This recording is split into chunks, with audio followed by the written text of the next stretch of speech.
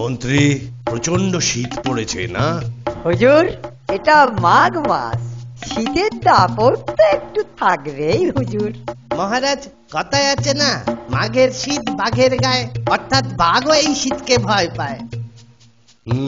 শহরে ঢেড়া পিটিয়ে দাও যে যদি কেউ এই শীতের রাত্রে সারা রাত আকণ্ঠ পুকুরে ডুবে থাকতে পারে তাকে 1000 টাকা নগদ পুরস্কার দেওয়া হবে।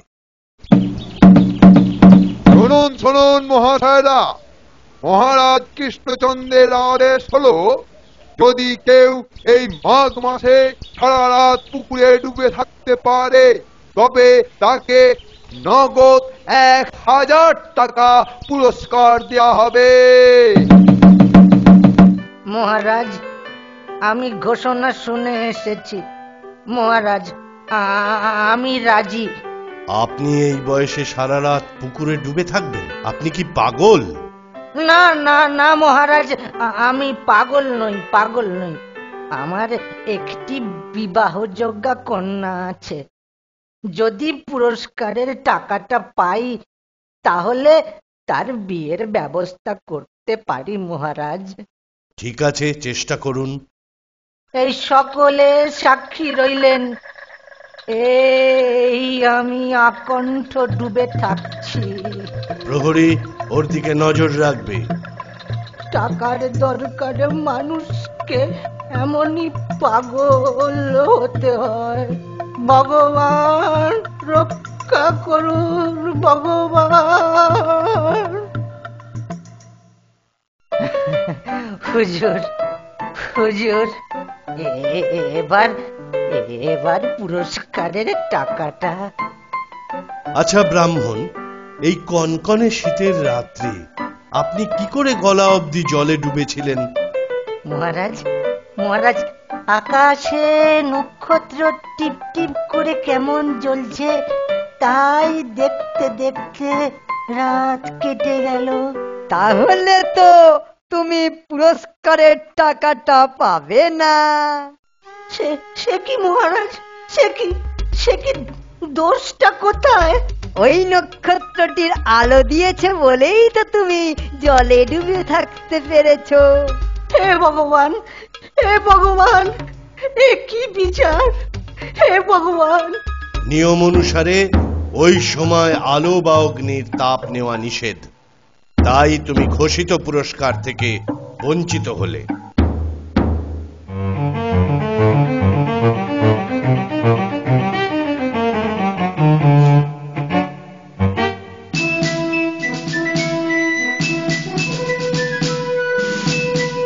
গোপাল, গোপাল, বাঁচাও ভাই, বাঁচাও ভাই। গোপাল, গোপাল, বলো তো গোপাল, এটা কি রাজার ন্যায় বিচার? গোপাল, গোপাল। শুনলাম সব সভায়। শুনেছি তুমি ন্যায় বিচারে রাজাকে সাহায্য করো, কিন্তু কিন্তু গোপাল, তুমি চুপ করে রইলে কেন? আমি কথা দিচ্ছি, আপনার পুরস্কারের টাকা আপনাকে আমি পাইয়ে দেব। আমায় 2 দিন সময় দিন।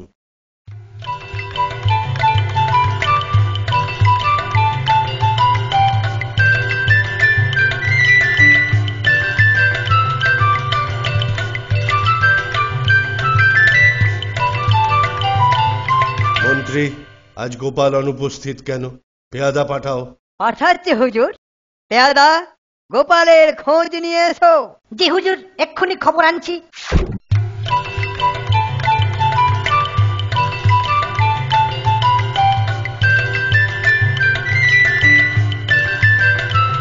গোপাল দাদা কোথায়? গোপাল দাদা!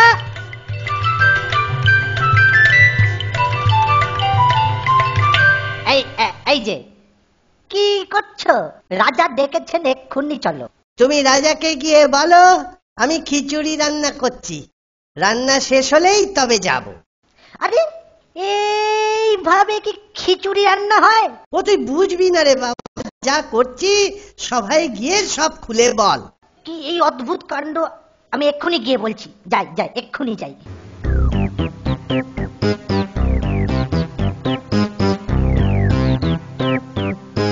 কি হলো? গোপাল কই? মহারাজ বলল খিচুড়ি রান্না শেষ হলে তবেই আসবে। বাড়ি থেকে কেউ নেই?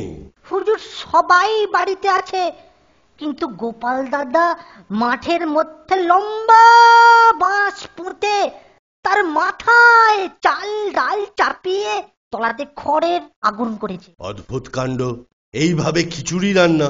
চলো তো সবাই গিয়ে দেখি ব্যাপারটা কি।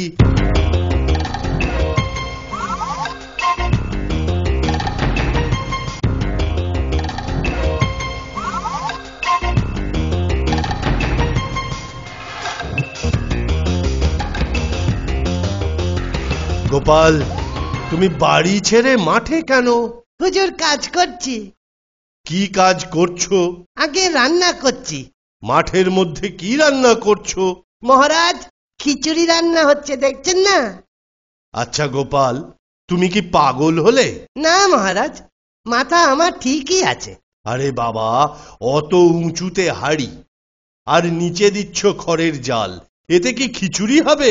হবে মহারাজ, ঠিকই হবে। আরে বাপু, তুমি বুঝছো না কেন? এই সামান্য আগুনের আঁচ অত উঁচুতে কি পৌঁছয়? যদি একটা ক্ষুদ্র নক্ষত্রের তাপ আকাশের অত উঁচু থেকে পুকুরের জল গরম করতে পারে, তাহলে এই সামান্য দূর থেকে হাঁড়ির জল ঠিকই গরম হবে। তাতে কি খিচুড়ি হবে? নক্ষত্রের তাপ যদি ব্রাহ্মণের শরীর গরম করতে পারে, তাহলে এই তাপও খিচুড়ি তৈরি করে দেবে মহারাজ। বুঝেছি বুঝেছি, ব্রাহ্মণ নিশ্চয়ই তোমার শরণাপন্ন হয়েছে। ও কথা বলছেন কেন? ও রাজার ন্যায় বিচার চেয়েছে, ওর চাওয়াটা কি অন্যায়? তুমি কালই ব্রাহ্মণকে নিয়ে রাজসভায় আসবে, আমি ঘোষিত পুরস্কারের টাকা দিয়ে দেব। ধন্য গোপাল, ধন্য তুমি, ধন্য ধন্য।